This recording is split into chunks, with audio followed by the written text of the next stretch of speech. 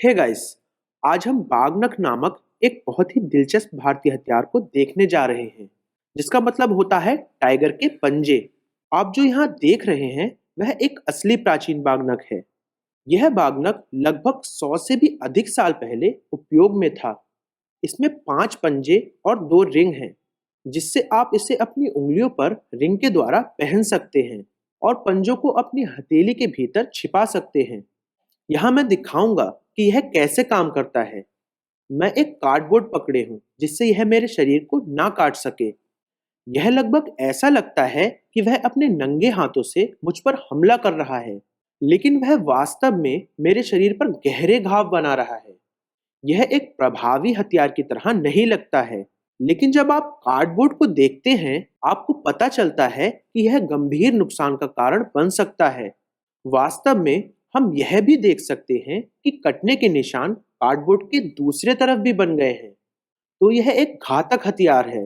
और जैसा मैंने कहा कि यह एक पुरानी चीज है जिसकी धार घिस चुकी है, तो एक नए बागनक का उपयोग करने की कल्पना करें। यह बहुत घातक हो सकता है।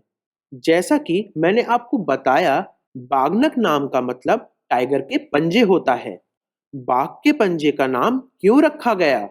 क्योंकि बाघ के पास अंदर बाहर हो सकने वाले पंजे होते हैं। वे उनको अपनी मर्जी से अंदर खींचने या बाहर निकालने में सक्षम होते हैं।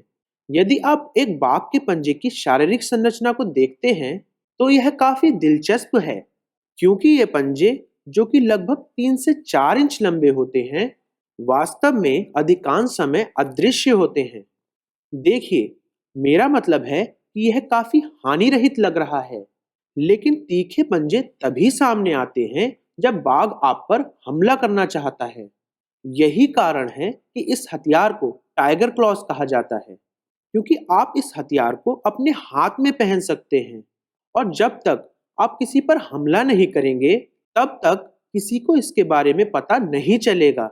यह हथियार एक निंजा के लिए एकदम सही होगा। एक निंजा आमतौर पर एक गुप्त एजेंट होता है, जो अपने दुश्मन को छिपकर हमला करके चौंका देता है। बागनक वास्तव में निंजा के लिए एक मनपसंद आधुनिक हथियार बन गया है। हम Amazon.com और निंजा के लिए सामान बेचने वाली अन्य वेबसाइट्स पर साधारण बागनक को पा सकते हैं। टाइगर पंजे के उपयोग और धोखे ने पश्चिमी दुनिया की कल्पना को प्रभावित किया है। यही कारण है कि इसे फॉर्ज एंड फायर जैसे टीवी शो में भी चित्रित किया गया था। यह सब बहुत फैंसी लगता है, लेकिन क्या बागनक वास्तव में एक कुशल रूप से इस्तेमाल किया जा सकने वाला शस्त्र है? हाँ, और हमारे पास इस बात का ऐतिहासिक प्रमाण है कि इस हथियार ने भारतीय इतिहास को कैसे बदल दिया।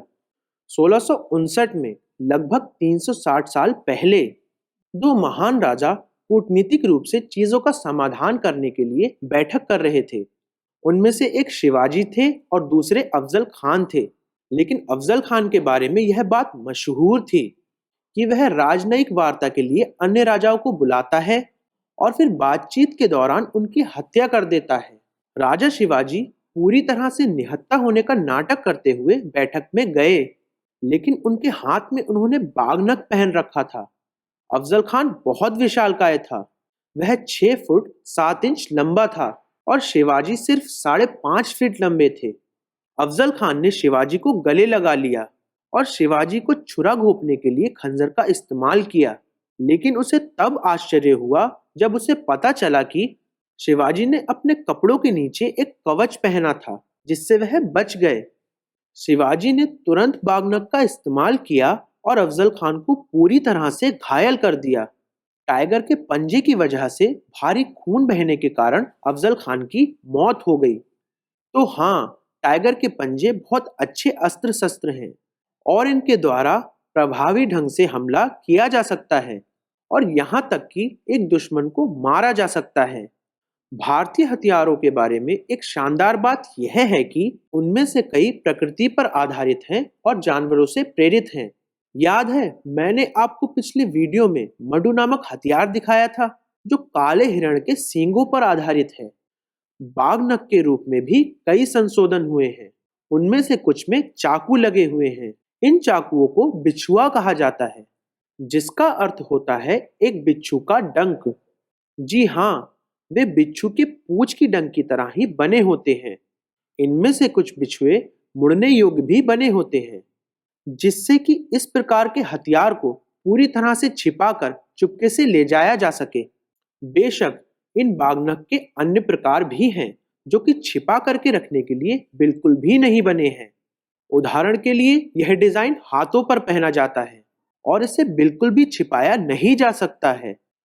हालांकि पूरे भारत में टाइगर पंजे का इस्तेमाल किया जाता था, लेकिन इसका इस्तेमाल विशेष रूप से मराठा राजाओं द्वारा किया जाता था, जो कि उन्हें सोने के दौरान भी पहना करते थे। यह हथियार एकदम सही था, क्योंकि यह छोटा है, इसे छुपाया जा सकता है और यह दुश्मन को एक घातक परिणाम दे सकता है। जब यूरोपीय लोग भारत आए, तो उनके सामाजिक व्यवहार ने भारतीयों के लिए बागनख के प्रयोग को असंभव बना दिया। ब्रिटिश अधिकारियों ने पहले भारतीय राजाओं के साथ हाथ मिलाने पर जोर दिया, जिससे उनके लिए बागनख को अपनी हथेली के अंदर छुपा पाना असंभव हो गया। यूरोपीय लोगों के आगमन से पहले भारतीय राजा आमतौर पर एक दूसरे को नमस्ते किया करते थे, जिससे हथियार को छुपा पाना और फिर अचानक हमला करना संभव था। लेकिन यूरोपीय लोगों के आने के बाद बागनख धीरे धीरे अप्रचलित होने लगे और अब वे भारत में हथियार के रूप में उपयोग नहीं किए जाते हैं। मुझे उम्मीद है कि यह वीडियो आपको पसंद आया होगा। मैं प्रवीण मोहन, वीडियो देखने के लिए बहुत बहुत धन्यवाद। सब्सक्राइब करना ना भूलें और सभी अपडेट्स पाने के लिए घंटी के बटन को भी क्लिक करें। कृपया इस वीडियो को लाइक करें और अपने दोस्तों के साथ शेयर करें। मैं आपसे जल्द ही बात करूंगा। बाय।